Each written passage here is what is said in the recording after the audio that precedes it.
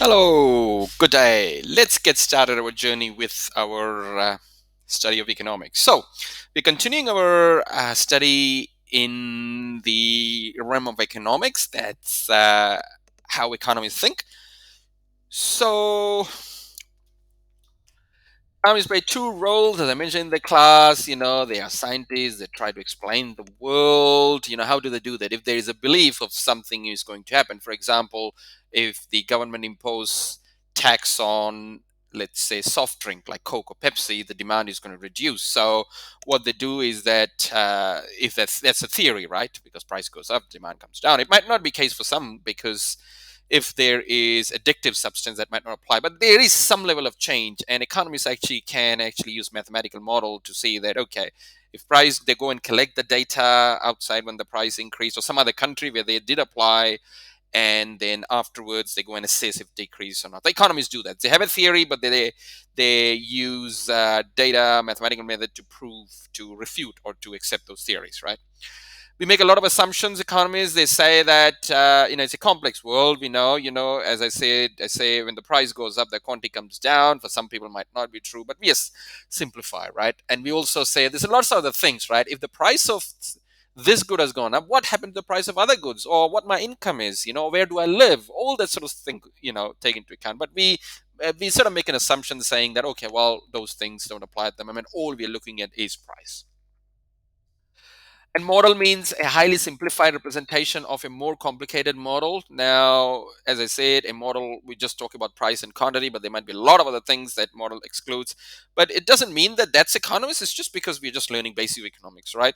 If you're studying engineering, of, let's say, your architecture, you're not going to design a real building for a start first year, are you? You're just going to look at maybe a already established building, or make a prototype, or draw, or do computer generated graphics, right? So similarly, economics, we don't really start with complicated model, but as you study more, you can relax those assumptions.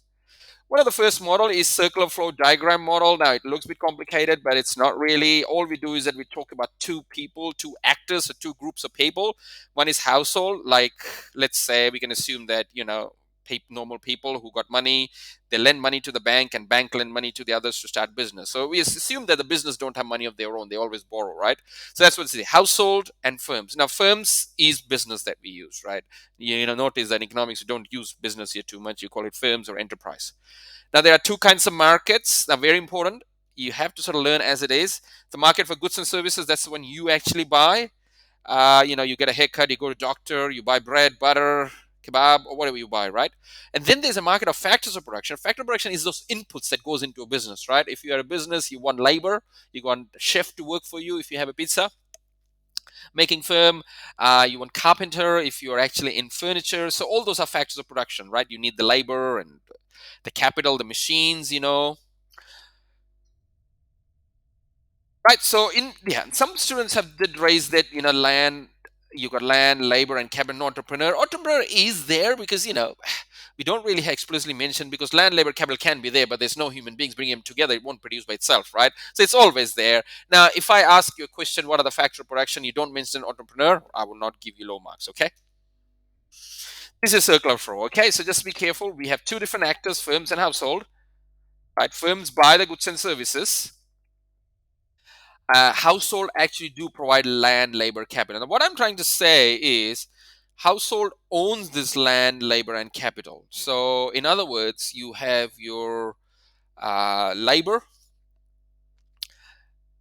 that is household people themselves. They look for a job, they advertise and say, oh, this is my wage, this is what you pay me. It might not work that way, but we basically selling a skill. And then land, you might have a land, but you might actually lease it out to a shop. And then you have capital, right? Capital means that you ideally rent your house out, or rent your machine out, or something like that. And that goes to the markets of factor production, because remember, that's all. And then you dictate how much rent you're paying, how much salary you're paying, and then the firms take them in, right? And then remember, when that happens, these red is actually actual flow of things, like it's a product, no money. But when you provide factors of production, you expect wage for your for your labor, for your skill. You instead rent for your you know for your land or shop and things like that, and then you expect profit for the entrepreneurial leadership that you provide. But don't stress too much about this profit part, okay? But just think about that land, labor capital, you supply them and you get money back, right? And that becomes your income. Now once you receive that income, that's how you're going to go back to the market for some goods and services, because you get this income, and then this income actually is going to the spending. Man, you spend that money, that becomes the income of the firm, and they use that money to pay, that market, they sell and they get the money, and that goes to the firm, and then goods and services has been sold through a market and you buy it. So it just circles, keeps going around, right? Just understand the red one is actually the actual products, goods and services, and the green one is how money flows from one another, okay? Production possibility frontier, I spent much time in the class discussing this. This is nothing more than just a capacity of a firm to produce, right? Now you think of two goods, computers and wheat, and there's only one resource. Like, very important you think about that. I know it's not reality, but this is how we simplify the model, okay? Only one labor, and this labor is used to produce either computer or wheat. And there's altogether about 50,000 labor hours per available. So that's the maximum they have, right? So you notice if all the 50,000 of them are actually used in computers, there's no wheat produced, and you see the production, only computers are actually produced, right? There is all 50,000 are working towards that is no wheat. But then you start taking off a little bit, you have 40, 10 to the wheat, 25, 25 split in half, and then you notice as you split more labor towards the wheat increases, but the computer. So this implies a very important concept we learn on the first couple of weeks, right? The trade-off and the opportunity cost. So now have a look. We forget about the labor. It's assumed that they use light labor fully. Now we are looking into what we call two products. We have wheat and computers. And this is different combination, right? So at this 5,000, there is no computer produced at all. So all the 50,000 of labor is used to produce wheat. And then slowly, you notice some labor is put towards computers. So you only have that much computer, but you have this much labor, right? Then you notice that F inside. So what F basically means is they're inefficient. That means they still have that 50,000 labor, but those 50,000 labor are not fully utilized. It might be that they don't have bigger factories, or they don't have technology. So this F is possible, right? This F is possible, but it's inefficient use. On the other hand, if you think about G, it's not possible because you only got 50,000, right? And you only have a certain amount of technology and certain amount of capital. You can reach there if you increase your production possibility frontier. That means technology improves. But for the given production possibility frontier here, you can't produce a G, right?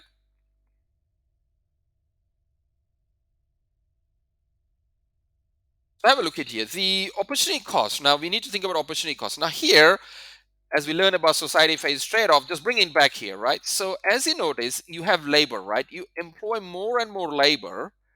You will notice that you have to give something up. So basically, the drop, or what we call rise over run.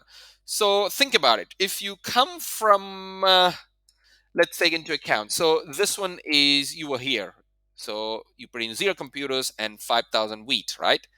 And then what you do, you try to produce extra 100. So you increase, the bottom is a run, so run is a computer, so you produce extra 100. You notice there is a drop of 1,000 approximately, and when you take the slope you got minus 10. It's negative because for every, this interpretation is for every one extra unit of computer you produce on this horizontal line, you have to give up 10 wheats. So the opportunity cost of producing one computer is 10 wheat. That's how we interpret, okay? I spent much time on the class on that, so make sure that you understand that. Now we have two countries here.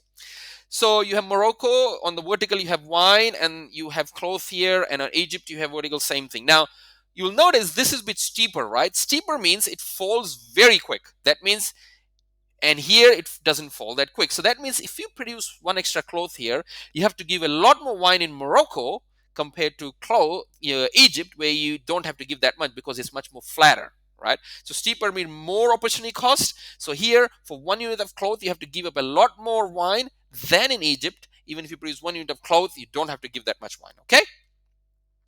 So ideally, in world, Egypt should be producing the cloth because they don't have to give up the wine as much as Morocco, okay?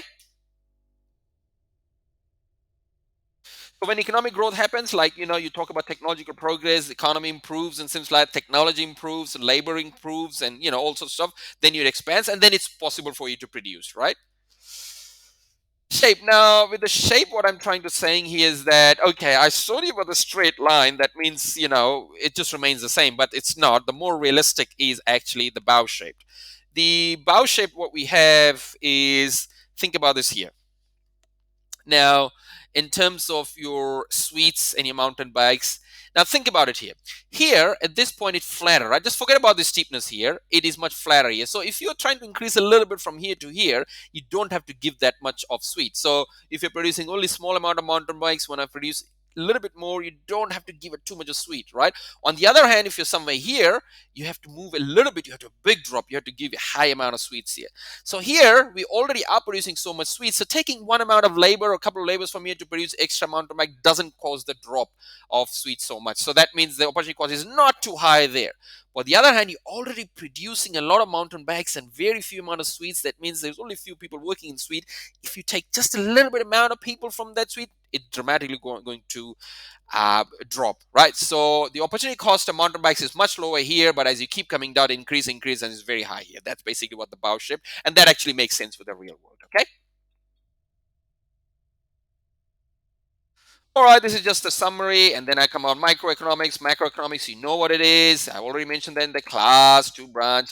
Economists make a positive statement or normative statement. This is some of the things people sort of want to sort of have a bit confused. Now, positive means you can measure it.